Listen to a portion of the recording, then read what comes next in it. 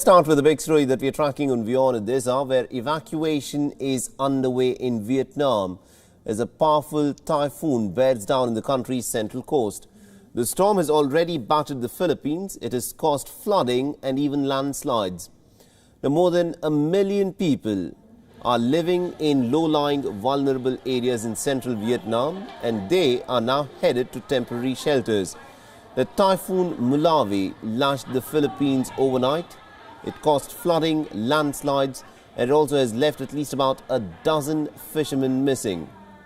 It is expected to make its landfall in Vietnam today, and this will be the fourth storm to have hit Vietnam over a period of a month. And in this period, floods and landslides have resulted in deaths of at least about 130 people and have left 20 others missing in the central parts of the region. Now, October is the rainy season in Vietnam, but for weeks the country has been hit by particularly inclement weather, which has impacted agriculture, irrigation and transport.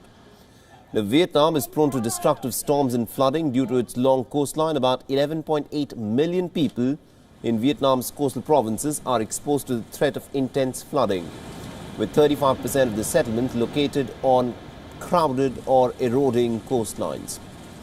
The authorities fear that the typhoon might repeat the devastation that it had caused in 2017. 3 years ago, Typhoon Damre had battered the same central lowlands, claiming hundreds of lives, and it had resulted in thousands being displaced. All right, now to give us a sense of what the preparation is like in Vietnam for the impending typhoon, we are joined in by Ben Kritz. He's a journalist who's joining us live from Manila in Philippines. Ben, let me begin by asking you this. This is a typhoon, we're given to understand, which is expected to make its landfall in Vietnam today. Give us a sense of the preparations that are presently underway there. Well, the biggest risk from this storm, as we found out, was flooding.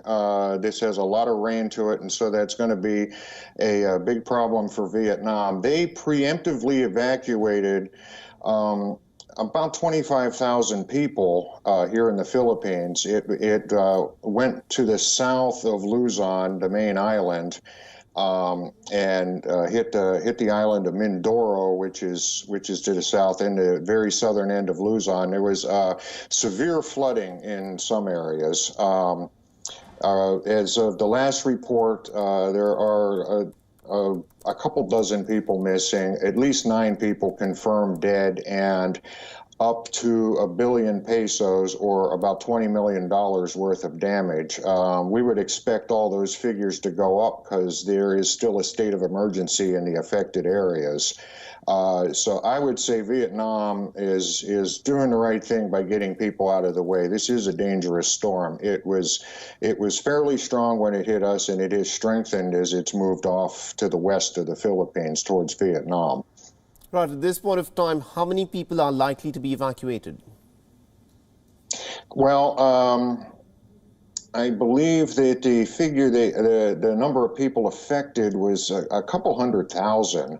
And there was only, I was surprised to learn there was only about 25,000 people evacuated, according to the official government source. Some other journalists that I know that are down in the areas that were directly affected by it said that there were a lot more people than that were moved out of the way. Maybe 200,000 people got on the move. And these are not heavily populated areas.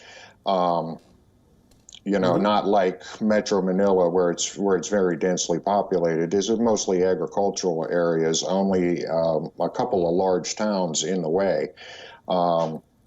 And the evacuations did help. It did save a lot of lives because there was quite a bit of flooding, and there still is. There still is quite a bit of damage in those provinces, and they're still sorting that out now.